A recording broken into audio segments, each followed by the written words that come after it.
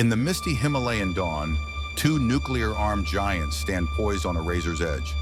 For decades, India and Pakistan, born in the fiery partition of 1947, have clashed over Kashmir. Three major wars and countless skirmishes have cemented this rugged border as one of the world's most dangerous flashpoints today.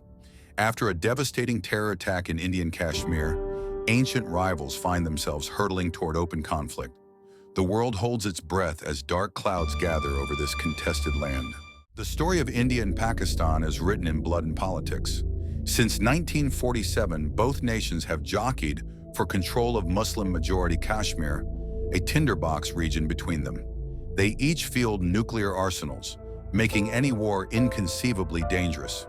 From armored columns in 1965 to the Kargil Peak battles in 1999, conflict has long shadowed the line of control. As tensions rise again, history's ghosts stir on both sides of the mountain passes. On April 22, 2025, tragedy struck the peaceful valley of Pahalgam. Tourists in a scenic meadow were gunned down by masked militants.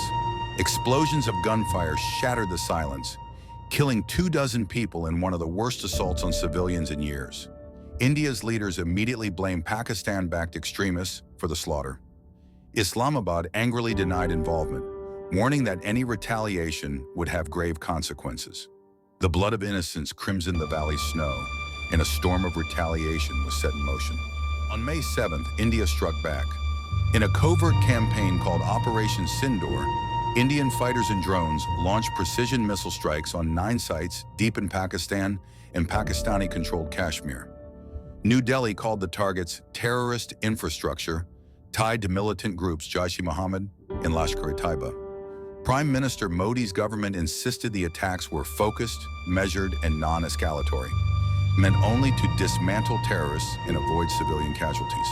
At dawn, the Indian Air Force ripped through the sky, Rafale jets firing long-range missiles, attack drones loitering like vultures, as explosions rocked the Pakistani cities below. Raw fury answered the dawn. Pakistan's military blasted blatant violation of its sovereignty and vowed revenge. Officials in Islamabad claimed they shot down 5 Indian fighter jets and even an unmanned drone, though New Delhi called this disinformation. On the ground, border guns roared. From Kupwara to Aknur, mortar and artillery fire opened, and villages on both sides saw smoke and ruin. At least 31 Pakistani civilians were killed in strikes and shelling, while Reuters later reported that cross-border gunfire killed 13 Indian and 6 Pakistani civilians. Everyday lives were torn apart. Crumbling homes, shattered windows, towns plunged into blackout. Across the line of control, soldiers braced for war, their crisp orders drowned by distant explosions. As the dust settled, a new shadowy front opened, a wave of drones and missiles. Islamabad reported that 29 Indian drones intruded into Pakistan's airspace, some kamikaze Harap drones targeting Karachi and Lahore. Pakistani air defenses claimed to have shot them all down, though one strike hit near Lahore and 1 civilian was killed. New Delhi, in turn, said Pakistan launched missile and drone attacks on several Indian cities, including Amritsar, blips on radars that were intercepted by India's brand new S-400 air defense system. Each side broadcast triumph.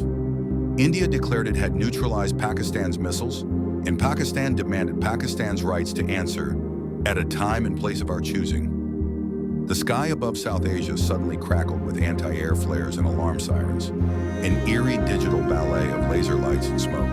Far from the battle plans, ordinary people lived in terror.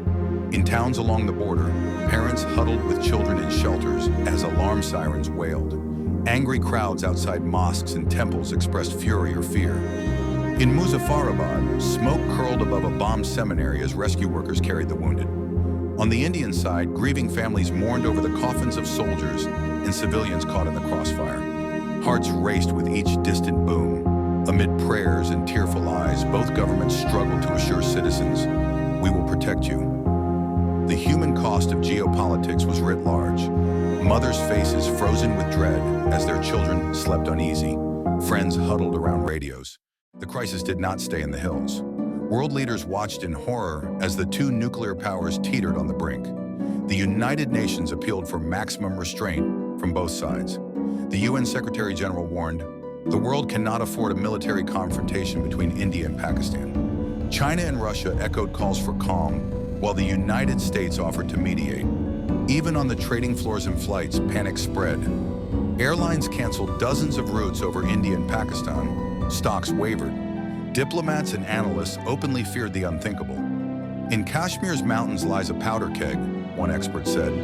Any spark could ignite a catastrophe.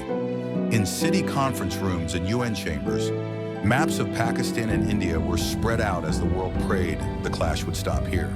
Analysts warned that this was the most dangerous moment in years. Both armies had refreshed arsenals. India's stealth jets and Israel-made drones, Pakistan's Chinese fighter jets and missile defenses. Even a limited exchange could spiral uncontrollably. In an age of nukes, experts said, caution was paramount. Yet the specter of nuclear escalation loomed. Scenes of flags and missiles flashed on screens worldwide. In India and Pakistan alike, publics braced themselves. On markets and in living rooms, families realized how high the stakes could be. A sudden nuclear flash, radioactive ashes in the wind. As night falls again on the frontier, an uneasy silence follows a storm.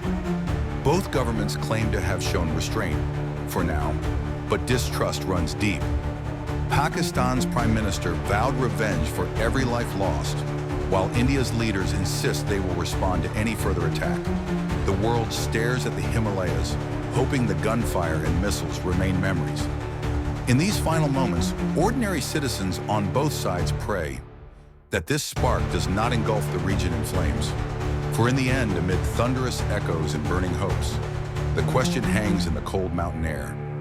Will peace hold, or will the flashpoint ignite once more?